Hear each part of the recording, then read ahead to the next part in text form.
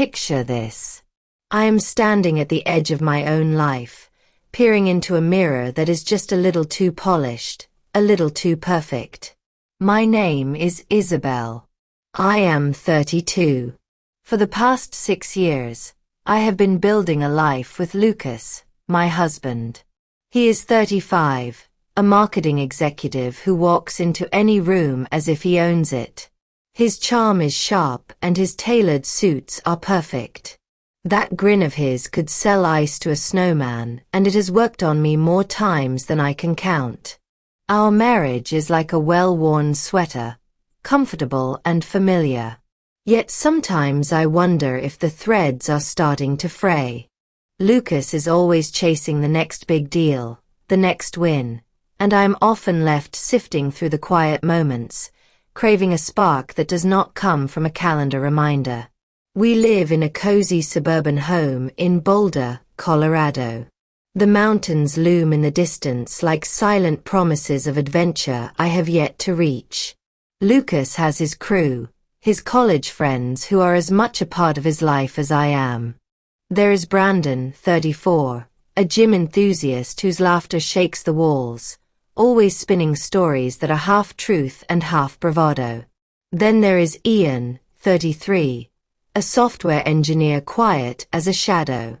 Yet when he speaks, his dry humor cuts deep, and those piercing green eyes seem to see right through you. Finally, there is Connor, 36, a contractor with hands rough as gravel and a rugged charm hard to ignore. He has been through a messy divorce, which might explain why his jokes sometimes cross the line, testing the limits of what people will let him get away with. I have always gotten along with them, but without Lucas as the glue, I have never really spent time with them alone. They are his people, his history, and I am just the plus one who smiles and nods. It is a typical Sunday afternoon, the air lazy and the hours stretching like they have nowhere to be. I am in the kitchen stirring a pot of chili when Lucas bursts in, full of energy. "Isabelle, you have to join us today," he says, his voice buzzing like he is already halfway through some game plan. "The guys are coming over to watch the game. Big screen, cold drinks, the whole thing. Come on, it will be fun." I hesitate, my hand pausing over the stove. I am not a sports fanatic. I would choose a good book or a hike over touchdowns any day. But the way his eyes light up makes me unable to say no. Keeping him happy feels like my default setting even when I quietly ache for something to shake up the routine. I agree, and soon our living room transforms into game day central. The big couch is covered with throw pillows, the scent of chili lingering as the guys pile in. Brandon, Ian, and Connor join Lucas and me. The Denver Broncos are on the screen, and the first half of the game kicks off with Brandon roaring at every mistake. "Come on, you call that a throw?" he bellows, hands in the air, shaking the empty snack bowls on the coffee table. I cannot help but grin at his intensity, clueless about the game. Ian leans back, smirking, tossing sarcastic comments like, "They must be paying that quarterback in Monopoly money." I chuckle, catching his sharp gaze briefly before looking away. Connor nudges me with a playful elbow. "Isabelle, you have no idea what is going on, do you?" His voice warm with amusement. I roll my eyes, pretending to be annoyed, but Lucas intervenes, his arm around my shoulder. "Lay off, man. I have her covered," he laughs, leaning close and explaining the play with the patience I have always loved about him. I nod, soaking in his words more for comfort than the lesson. The room is alive with camaraderie. Bottles clink in quick toasts, high fives echo after good plays, and a spilled handful of chips sends us laughing. I am barely watching the game, riding the wave of their energy, feeling like I belong. Then Lucas' phone vibrates relentlessly. He glances at it, brow furrowed. "Damn it, work," he mutters, rushing out to handle a client crisis. I feel a pang of abandonment but force a smile. The energy in the room shifts without him. Brandon breaks the silence with his booming laugh. "We are not done yet. How about we take this party out of the house?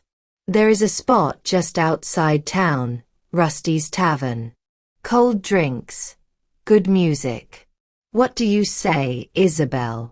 I hesitate, thinking of Lucas, but the thought of returning to an empty house feels heavier. "Sure, why not?" I say. We pile into Connor's truck, the leather seats worn and smelling faintly of sawdust, heading to Rusty's Tavern. The tavern is dimly lit, neon beer signs flickering over the gravel lot. Inside, the smell of beer and fried food hits me. The floors are sticky, the jukebox blaring classic rock that pulses like a heartbeat. We slide into a corner booth, drinks flowing. Shots of whiskey burn their way down, followed by cheap beer that tastes like water. I laugh louder than I intend, head swimming as the night continues. Conversation begins easy, Brandon ranting about the Broncos, Ian sarcastically commenting, Connor spinning a story about a construction mishap. But with each drink, the talk turns personal, dangerous. Connor leans in, his grin teasing and intense. "Isabelle, do you ever get tired of playing house with Mr. Workaholic? All that 9 to 5 grind, never any fun." I laugh, rolling my eyes, admitting softly that I do sometimes miss spontaneity. The guys exchange loaded glances. My stomach twists, a mix of guilt and electric thrill. We leave Rusty's Tavern, heading toward Connor's home. I sit in the passenger seat of Brandon's truck, fingers twisting in my lap, the cool Colorado air failing to ease the heat rising inside me. Ian is quiet in the back, but I sense his presence like a shadow.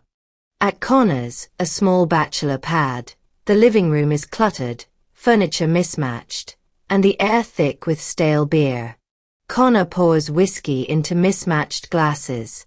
Brandon fiddles with a speaker. Ian quietly observes. Low music pulses, heightening the tension. I sit sandwiched between Brandon and Ian. The space between us shrinks with every glance. Brandon leans in first, urgent and rough. Ian is tentative but surprisingly gentle. Connor watches, then joins the storm. The room is thick with heat and desire, my mind flashing to Lucas, the life we built, the trust one I'm shattering. I am lost in the whirlwind, my body betraying me. Yet beneath the chaos, guilt crashes like a tidal wave. These are Lucas' friends, the people he trusts, and I am betraying him. The night ends in silence. We scramble to dress, the weight of what occurred suffocating. Brandon mutters, "This stays between us." Ian nods, low voice agreeing. Connor grunts, tense. I feel hollow, drained of thrill, consumed by regret. I call a cab with shaking hands, escape the apartment, and watch Denver blur past the window. Every moment replays in my mind. How did I let it go this far? How did I betray Lucas with those he trusts most? Returning home, the suburban house feels like a punch. Lucas is still away, and I collapse onto our bed, overwhelmed by regret. His scent lingers on the pillow, a cruel reminder of what I have risked. Tears come hard and fast. I clutch the pillow, knowing I might have lost him forever without him even realizing it. The next day dawns gray. I force myself through the morning, pretending to be composed. When Lucas finally returns, exhausted, I stand in the kitchen. "How was the night with the guys?" he asks, voice rough with fatigue. My heart stops, reality pressing down. And here, dear viewers, I must ask you this. If you were in my place, would you confess everything to Lucas or keep the secret buried? If you enjoyed this story, make sure to like the video, turn on notifications, share it with a friend, and subscribe for more immersive stories like this one.